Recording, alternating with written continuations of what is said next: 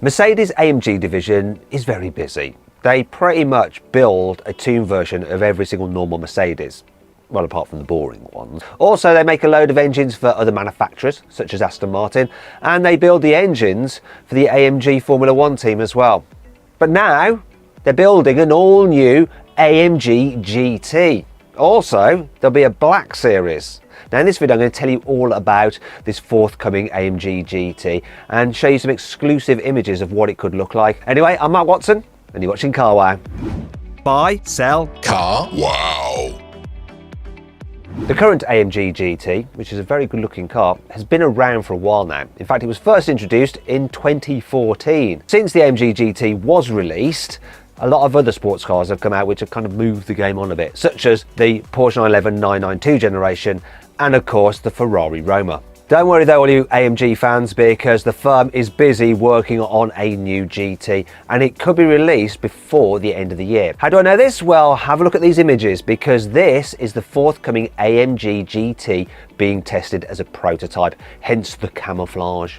First things first though, what is under that long bonnet? Well, it's going to be a 2-litre 4-cylinder turbo petrol mated to a hybrid system. I'm only joking, don't you worry, don't you worry. The car's still going to have Mercedes-AMG's brilliant 4-litre twin-turbo V8. Relax. And basically, it's the same engine that you get in the SL Roadster. However, the SL Roadster starts with a 55 model that has 476 horsepower. Don't think that's going to happen with the AMG GT though, because that'll start with a 63 model, which will have 585 horsepower, which is around 60 horsepower more than the old AMG GTS started with. The GT will also use the SL chassis, though obviously with a roof. So the chassis on the SL weighs in at 270 kilos, which is about 40 kilos more than the old AMG GT chassis, because that was super lightweight. However, the new AMG GT chassis should be lighter than the SLs, because obviously the SL hasn't got a roof, it needs some extra bracing underneath to stop the chassis wobbling about a bit. So maybe it'll be closer in weight to the old AMG GT chassis. We'll have to wait and see. Also, time will tell exactly what the car will look like, but our insiders have actually created some exclusive images of what they think it's going to look like, and here's an image. So, same proportions as the SL and similar shape to the old AMG GT, but you can see that there are differences in terms of the grille design, the light design. Just looks a bit more aggressive than the SL. Now, to ensure the car goes as well as it looks, AMG has done some things to the chassis to make sure that the car can launch. You see, one of the problems with the old AMG GT from a launching point of view was the fact that obviously it was just rear wheel drive, so it struggled to put its power down. Also, the 7-speed dual clutch automatic gearbox, when you launched it, it could suddenly bog down, which meant that you really just tootled away from the line. It didn't deliver its full performance over a quarter mile. Something that really matters to me. I'm not worried now though, because the new car is going to get 4-wheel drive. First AMG GT to ever have 4-wheel drive. Also, there's some other things that are going to help it launch. You see, the car will get the same 9-speed automatic, but with a wet clutch like you get in the SL. Now, I've actually launched the SL55, which is the lowest power version. It's supposed to do 0-60 in 3.9 seconds, but when I launched it, this is what happened. 4-wheel drive for the win. Here we go, 0-60 in 3.67 seconds. Yes, 0.2 of a second quicker than Mercedes claimed.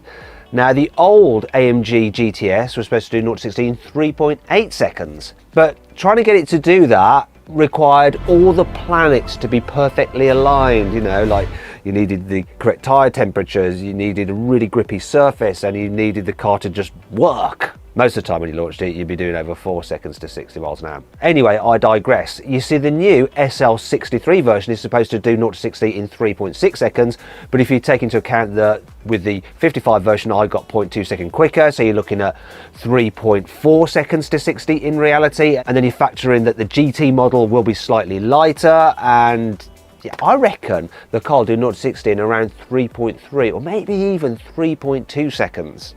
However, I think there could be an even quicker version than that. Reason being that in 2023, Mercedes will be celebrating 60 years of putting V8s into its road cars. The first V8 model was the 600, which was released in 1963, and it had a 6.3 litre engine with 250 horsepower. That engine was next used in the 300 SEL, which was released in 1968.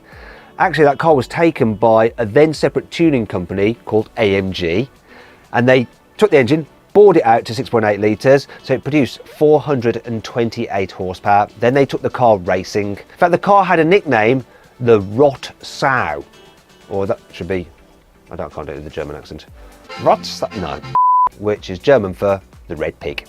Since then, AMG has tuned a bunch of Mercedes V8s, and here's a montage of me launching some of them. Blimey. It's mental. It's quick. Whoa, what a noise. Blimey. AMG's philosophy is pretty simple. Figure out a way to take a car and just make it produce a lot more power. Now, in the past, that was just a case of tuning the engine, either bore it out, fit different cams, maybe turbocharge it. But nowadays, though, it includes adding hybrid technology, including that used in Formula One. I'm not just talking about the AMG Project One with its 1.6 litre petrol engine and 4 motors so that it produces 1,000 horsepower. It's happening to more normal cars too. For instance, there's the AMG GT 63S E-Performance Hybrid. It's a long name.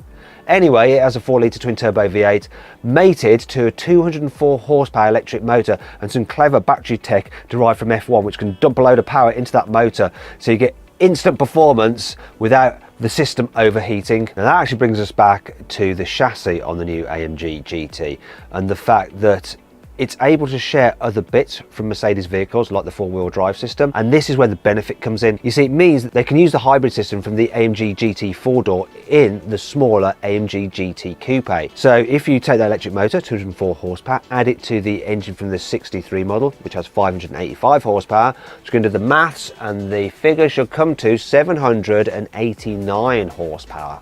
Oh yeah.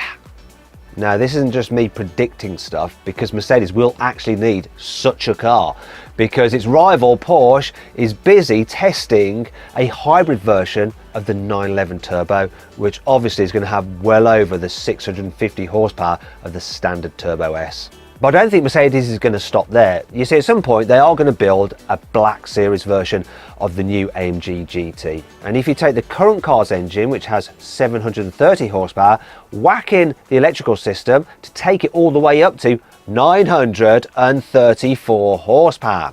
So how quick will that car be? Well, this is how quick the current AMG GT Black Series is when I launched it. No, it's on it now. That's good. Woohoo! 3.13 to 60.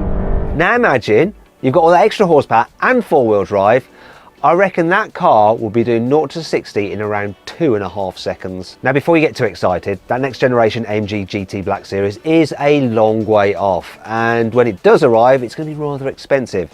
The current car is over £300,000 already, so the forthcoming one, you're probably looking at about £400,000, maybe even more.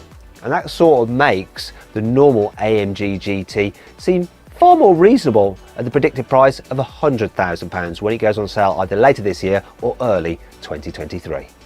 I hope you'll enjoy the video. If you did, give it a like, and if you haven't done so already, please make sure you subscribe to this channel and hit the bell icon to turn your notifications on. That way you won't miss a single upload. Now, what did you think about this car?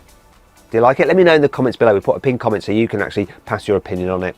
Now, if you want to watch some more videos, click on those windows there. And if you click on that box there, you can go to CarWow to sell your car. You just upload some photos, give a brief description, and our dealers will bid on your car to make sure you get a great price for it. Thanks for watching.